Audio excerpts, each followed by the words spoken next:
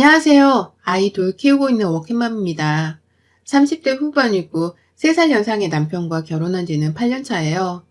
10년이 한 번 지나지도 않았는데 이 결혼 생활의 고비가 한둘이 아니었다고 하면 믿으시겠나요? 저 정말 당장이라도 이혼 서류에 도장을 찍고서 도망치고 싶었던 적이 한둘이 아니었답니다.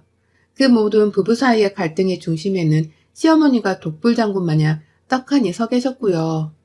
저희 시어머니는 제가 지금껏 만나온 사람들 중에서 가장 다루기가 그리고 대하기가 힘든 사람입니다. 저도 회사 생활을 하고 학교 다닐 때에도 아르바이트를 정말 열심히 해오면서 다양한 직업군에서 별의별 사람들을 다 만나며 살아왔는데 이렇게 말이 안 통하고 고집이 지랄맞은 옆에내는 정말 처음이었어요. 거의 매일이 진상곡의 한 해한테 시달린다는 생각이 들 정도였죠. 8년 전 결혼을 할 때 시어머니께서 이 지랄맞은 성격을 제게 적나라히 보인 적이 있었습니다. 예단을 적게 해온다는 이유로 잘 진행되어 가고 있던 결혼을 뒤집어 엎겠다고 난리를 피우신 적이 있으셨죠. 그때 사람 면전에다가 대고서 니네 부모님은 돈이 없으면 네 결혼을 시키지 말던가 라고서 소리를 쳐대신 모습에 당장 36개 주랭랑을 쳐서라도 도망을 나왔어야 했는데요. 전 그저 내 부모님이 돈이 없어 이런 수치를 당한다는 어리석은 생각에 무조건 잘못을 했다고 빌었습니다. 더 예단을 챙겨오겠다고. 그런데 곧 죽어도 돈이 없어서 이 이상까지 준비를 하려면 다른 결혼 준비에 차질이 생긴다면서 엄청 매달렸었네요. 결혼도 안 했던 애비 며느리가 자존심을 팍팍 구기면서 그러고 있으니 우리 시어머니께 제가 얼마나 우습고 만만하게 보였겠어요. 하지만 전 그 당시에 결혼을 애정대로 실행하기 위해서는 그게 최선이라고 생각을 했습니다. 청첩장까지 다 뿌리고서 저희 부모님 허락까지 다 받아놓고 애물레단이 오고 가는 상황이었기 때문에 저 하나만 자존심이 상하면 된다고 여겼는데 이게 평생의 제 결혼을 괴롭힐 줄은 정말 예상도 못했네요. 시어머니는 그 걸핏하기만 하면 네가 그때 그러고 나한테 결혼시켜달라고 구걸을 할 때 확 내쫓았어야 하는 건데 라는 말을 입버릇처럼 꺼내놓으셨어요. 제가 돈 없다고 봐달라 사정을 하는 걸 구걸을 한 것이라고 더 하찮게 표현을 하면서 저를 하대하셨죠. 그래도 제가 며느리이고 당신 아들의 와이프인데도 어머님께서는 늘상 저를 구걸하는 그 며느리 이상 혹은 이하로도 보질 않으셨어요. 용케도 지금까지 직장을 다니고 있는 게 너무 신기하다면서 회사에서도 잘릴 뻔한 걸 구걸하면서 다니고 있는 게 아니냐는 소리까지 하셨을 정도였습니다. 정말 지독하신 분이죠. 그런데 이런 사람을 저는 급기야 합가까지 해가면서 함께 살았어요. 정확히는 결혼하고 2년 만에 시아버지가 지병으로 돌아가시는 바람에 어머님이 혼자가 되신 그 후부터였죠. 평소 만만하던 며느리한테 합가를 하자는 말 따위는 아주 식은 죽 먹기의 제안이었을 겁니다. 그리고 아니나 다를까 시어머니께서는 남편에겐 설득을 하고 저한테는 통보를 하면서 합가를 할 거라고 말을 전해오셨죠. 평소 제가 시어머니로부터 언어적으로나 물질적으로나 시집살이를 엄청나게 당하고 있다는 것을 잘 알고 있던 남편이 그건 좀 고려를 해봐야 할 것 같다면서 처음엔 거절 의사를 밝혔어요. 시어머니가 그 후 저한테 합가를 무조건 할 거니까 며칠 날 회사 가지 말고 집에 있으라며 통보를 하셨어요. 그리고는 전날까지 제가 회사에 월차를 냈는지 안 냈는지에 대해서 확인을 하시고는 다음날 바로 짐을 싸서는 저희 집으로 들이닥치셨죠. 시댁에서 쓰던 냉장고에 김치냉장고, 세탁기에 하다못해 4인 가구용 소파까지 트럭에 싸매고 쳐들어오신 바람에 저희 집 꼴은 순식간에 쓰레기 폐기장 비슷한 게 되어버렸어요. 32평짜리 집안이 순식간에 5평짜리 단칸방이 되어버린 모습이었고 저는 무려 3일이나 더 월차를 내고서는 그 짐들을 해결하느라 아주 똥줄이 빠졌었답니다. 죽어도 자신이 들고 온 가전제품을 버리지 못하겠다며 고집을 부리시는 바람에 결국 방 하나를 시어머니께 드리고서는 그 안에 어머님만의 스튜디오를 만들어드렸네요. 어머님만의 냉장고, 세탁기를 다 넣어드렸고 그 방 바로 앞에 4인용 소파를 보란듯이 놓아두고서는 마음대로 누리고 쓰시며 살라고 말씀을 드렸더니요. 한 일주일 정도 그렇게 살아보다가 집이 너무 좁은 것 같은데? 라고 하면서 중고나라에 팔라고 결국 말씀하시더라고요. 고집은 고집대로 세고 무식은 하늘을 찌르고 도통 생각이라는 것을 하지 않고서 화를 내지르시는 분이셨어요. 아래에서 죽어나는 건 오로지 며느리인 저 하나뿐이었죠. 그렇게 어처구니가 없게 합가가 불현듯 시작이 되었고 저는 애들을 낳고 키우는 사이에 시어머니까지 챙겨드리면서 정말 지독하리만큼 1분 1초가 모자란 직장맘의 삶을 살았습니다. 당연히 오래도록 연락해오고 지내던 친구들과는 진작에 연락이 끊겼고요. 오로지 가족들 챙기고 뒷바라지를 하느라고 온 신경이 그리로만 쏠려버렸어요. 친정에서도 가끔 보는 저를 매번 걱정하고 안쓰러워할 만큼 제 몰골은 갈수록 피폐해져 갔고요. 또래 사람들을 만나더라도 제가 10살은 더 먹은 것 같아 보이기도 했답니다. 그 정도로 외모 관리 또한 뒷전으로 여기고서는 당장에 오늘만 살고 죽는 여자였죠. 그런데 혼내는 시어머니보다 말리는 시누이가 더 밉다고 하잖아요. 제가 시어머니 복도 없는데 하다 시누이 복도 없더라고요. 처음 시어머니가 합가를 하셔서 저희 집에 왔을 때 시누이가 저희 집을 자주 찾아오지 않았었어요. 그 당시 시누이는 혼자 밖에 나가 자취를 하는 중이었고 당시 남편 되는 사람이랑 열렬히 사귀고 있었는데 연애에 아주 미쳐서는 자기 엄마가 새 집에 들어간 것도 제대로 확인 한 번 안 하고는 몇 달 동안 얼굴을 코빼기도 안 비쳤어요. 완전히 자기 엄마를 며느리인 저한테 맡기겠다는 심보인 것이 눈에 훤히 보였었죠. 아무튼 그렇게 며느리인 저한테 자기 엄마를 떠안기고서는 나몰라라 하더니만 시어머니랑 합가하고서 딱 6개월 정도 되면서부터는 저희 집을 자주 오더라고요. 남자친구랑 완전히 결혼을 하기로 했다고 하면서 말입니다. 이제는 남친이 아니라 남편이 되는 사람이라서 연애에 그리 목을 맬 이유가 없다고 생각을 하는 건지 여유를 가지고서 저희 집을 왔는데요. 말 한마디 한마디가 얼마나 거슬리고 약이 오르던지요. 시어머니가 내 딸 왔는데 너 언제까지 같이 앉아있을 거야? 뭐라도 음식을 대령해 와야 할 거 아니야. 라고 하면서 저한테 콩쥐 부리듯이 시집살이를 시키면 시누이가 그러더라고요. 아이고, 우리 엄마가 다른 시어머니보다 낫네. 밥기니 제때 챙기게 하라고 조언해주는 어른이 있어서 넌 얼마나 좋겠어. 라고 말이죠. 이게 뭔 귀신 뒤통수 때리는 소리인지요. 저 부려먹는 시어머니를 말리기는커녕 조언해주는 좋은 어른이 있음에 감사하라고 하다니. 그 애미의 그 딸년이구나 싶더라고요. 하지만 문제는 이런 식의 시누이의 말들이 계속되었다는 겁니다. 시어머니 한 사람의 시집살이만으로 저는 정말 너무 힘든 적이 많았거든요.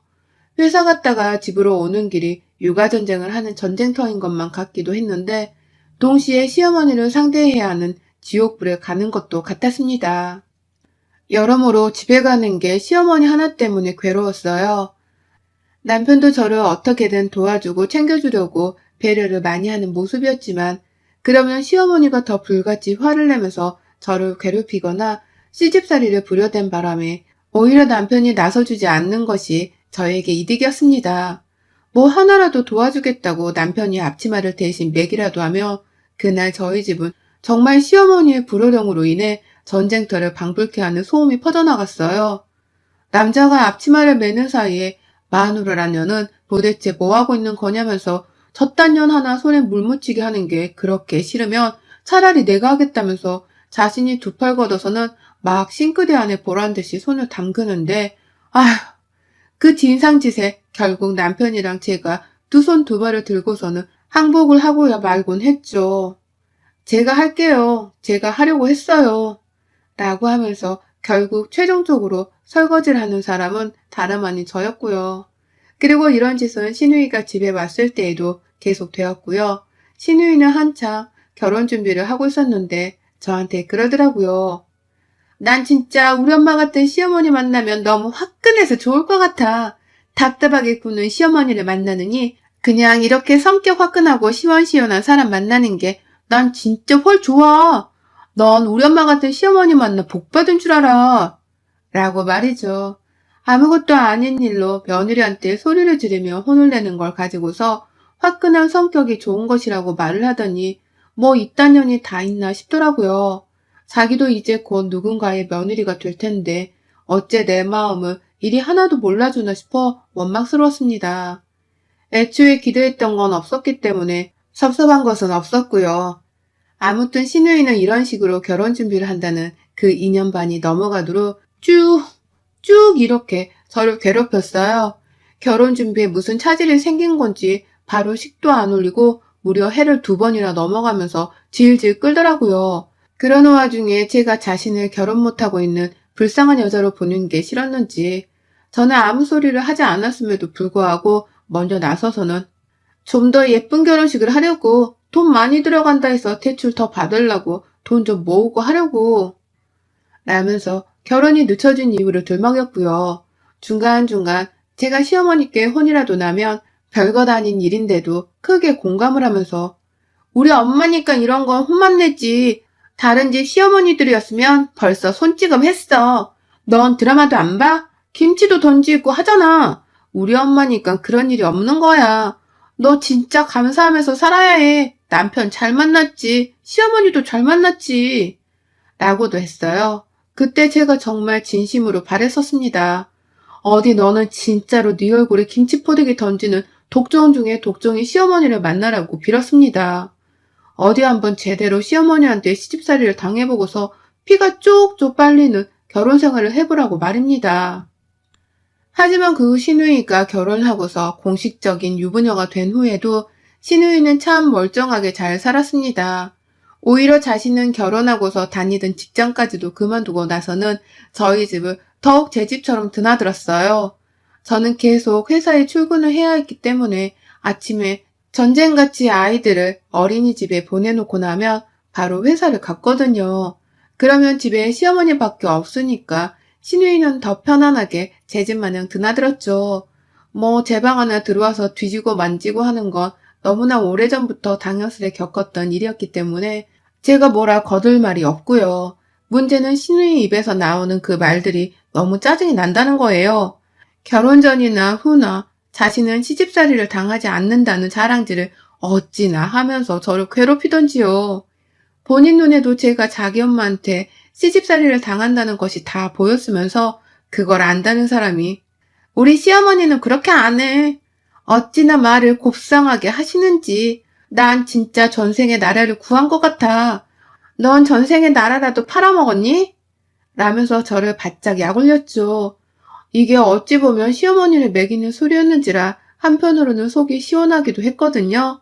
하지만 시어머니 표정이 약간이라도 안 좋아지고 제 표정이 조금이라도 웃는 표정이 되면 형님은 뭐가 웃겨? 우리 엄마 정도면 시집살이도 아니고 양반이지. 너같이 시댁의 정성도 안 붙는 애가 우리 엄마 같은 시어머니랑 같이 살면 영광인 줄 알아야 하는 거야. 너 같은 애가 언감생심 라면서 절 재차 나무랐어요. 그저 입 밖으로 나오는 말들은 저를 까내리고 비하하기 위함이었고요. 자기 시댁은 며느리 쉬라고 여행도 보내준다 하고 용돈도 준다고 하고 또 얼마 전에는 시어머니랑 단둘이 백화점 가서 가방도 샀다면서 웬 처음 보는 가방 하나를 제 앞에 보여주는데 와 진짜 그 자랑질에 제 숨이 턱 막힐 노릇이었어요. 가만히 있어도 괴로운 저 같은 사람한테 자랑질을 자꾸 하면서 제 속도 모른 채 시어머니 같은 시어머니를 만나서 좋겠다고 약을 올리니 제 속이 문드러지는 건 당연지사였죠. 그런데 진짜 사람 일은 모르는 거대요. 지난주 주말 똑같이 신우이가 제 앞에서 자기 시댁 자랑질을 했었고 저는 그날 시어머니께 화장실 바닥에 있는 머리카락 몇 가닥을 안 치웠다는 이유로 정말 크게 혼이 났었어요. 어느 정도냐면 시어머니가 하다 급기야 제 머리카락을 잡으려고 하기까지 했다니까요.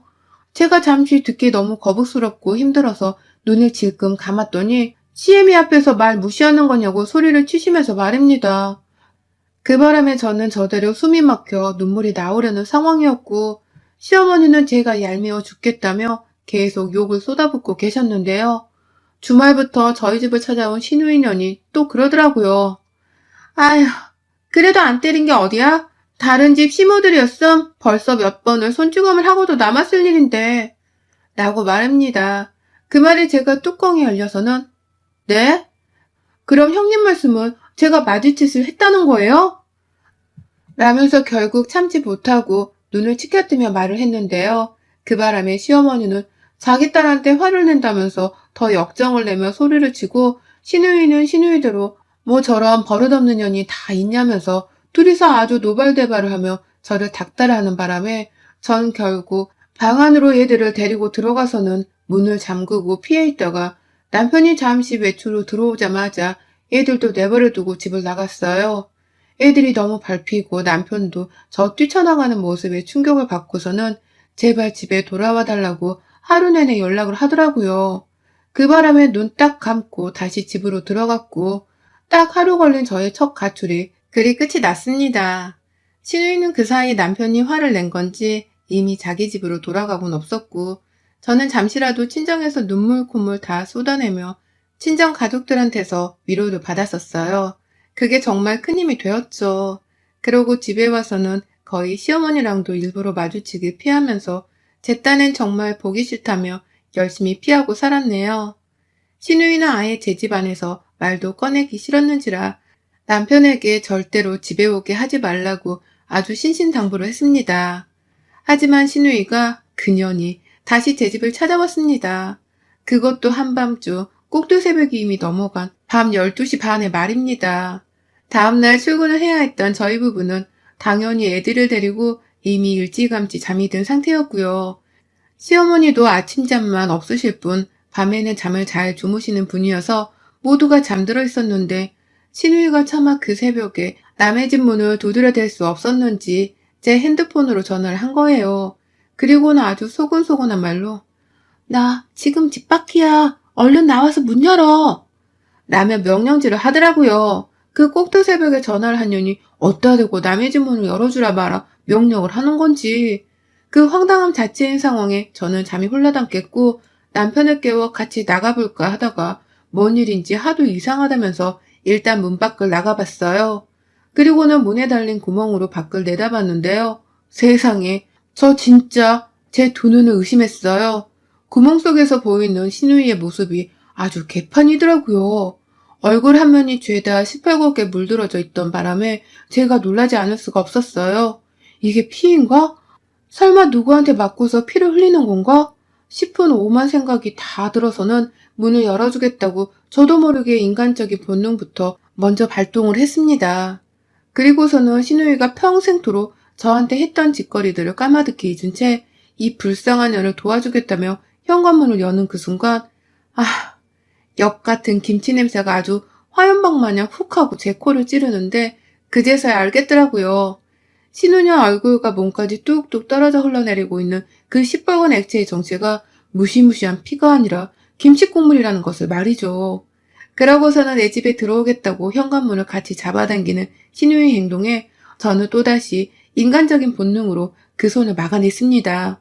저 또한 순식간에 문을 제 쪽으로 잡아당겼고요. 문을 닫자마자 바로 신우이한테 전화를 했어요. 신우이는 밖에서 아씨, 야, 너 씨, 죽여버린다. 라는 식으로 오만 협박성 말을 꺼내면서 문을 당장 열어달라고 소곤거리고 있었습니다. 하지만 저는 그 말에 대답을 하지 않은 채 현관에서 전화를 걸었고 신우이가 곧장 제 전화를 받았어요. 아니나 다를까 또 욕을 짓거리는 그년에게 나랑 싸우고 집 나가게 했던 거 잊으셨어요? 사고 한마디 없이 어디다 대고 남의 집에 그 꼴을 하고 찾아와요? 내가 그 정도로 만만한 거예요? 잘 들어요? 그딴 식으로 할 거면 나도 이제 이판사판이니까 다시는 내 집에 사고 없이 찾아올 생각 마요. 사람이 도리가 있어야지 뭐 저리 천박해? 라며 시원시원하게 내뱉었어요. 새벽이었고 잠을 깨웠다는 사실에 더 신경질이 나서는 저도 막 그냥 생각이 나는 대로 신우이한테 말을 질러버렸습니다. 그랬더니 신우이가 조금은 이상해졌어요. 아니, 아주 많이요. 그렇게 절 약올리고 무시하고 시어머니 편들고 괴롭히는 재미로만 살아왔던 여자인데 갑자기 흐느끼기 시작하더라고요. 그 독종인년이 제 앞에서 우는 소리를 들려주기 시작한 겁니다. 혼자 막 숨도 못 쉬면서 꺼이꺼이 목소리를 낮춰가며 울더니만 급기야 욕해서 미안해. 내가 잘못했어. 내가 지금 제정신이 아니라서 사과부터 먼저 하는 걸 깜빡했네. 나 좀 집에 들어가게 해줘. 나 좀 살려줘, 제발. 라면서 집에 들어가게 해달라고 무작정 애원을 했어요. 살려달라는 극단적인 말을 하면서 말입니다. 누구한테 쫓기기라도 하나 싶어 퍽 마음이 흔들렸지만 그간 그 오랜 시간을 괴롭히며 제 숨통을 조여왔던 신우이에게 자비란 없었습니다. 군자의 복수는 10년도 짧다고 하던데 저도 지금 이 순간이 인연에게 복수를 할 수 있는 절호의 기회라고 생각을 하니 절대로 놓치기가 싫었어요. 그리고는 신우이한테 말했죠. 뭐 시어머니한테 김치포기로 처맞기라도 하셨어요? 라면 실시 쪼개버렸어요. 그러자 신우는 이야, 이 여자 입에서 무슨 대답이 나온 줄 아세요? 너? 내가 어머님한테 김치로 맞은 거 어떻게 알았어? 야, 나 진짜 죽는 줄 알았어. 가뜩이나 결혼하고 하루도 안 쉬고서 우리 집에 찾아와 나 괴롭힌 걸로도 모자라서 네가 우리 엄마 모시고 산다는 소리를 듣더니만 너도 그렇게 해보라면서 짐 싸들고 들어온 게 벌써 2년이야. 매일이 지옥이어서 집에 있을 수가 없던 바람에 내가 니네 집을 자주 찾아온 거야. 나 한 번만 봐줘. 넌 누구보다 내 맘 잘 알잖아. 나 좀 들여보내줘. 오늘도 혼나다가 김치에 손으로 빵까지 얻어맞고는 도저히 더는 못 참겠어서 나온 거야. 나 좀 제발. 라고 하면서 말을 하다가 몇 번이나 감정이 복받쳐서는 우느라고 제대로 잊지를 못하더라고요. 평상시에도 집으로 무작정 찾아와서는 우리 시어머니가 저한테 한 것처럼 신우이한테도 시집살이를 당해왔고 그렇게 살아오다가 벌써 합가를 하고서 산 지가 2년이 되었다니.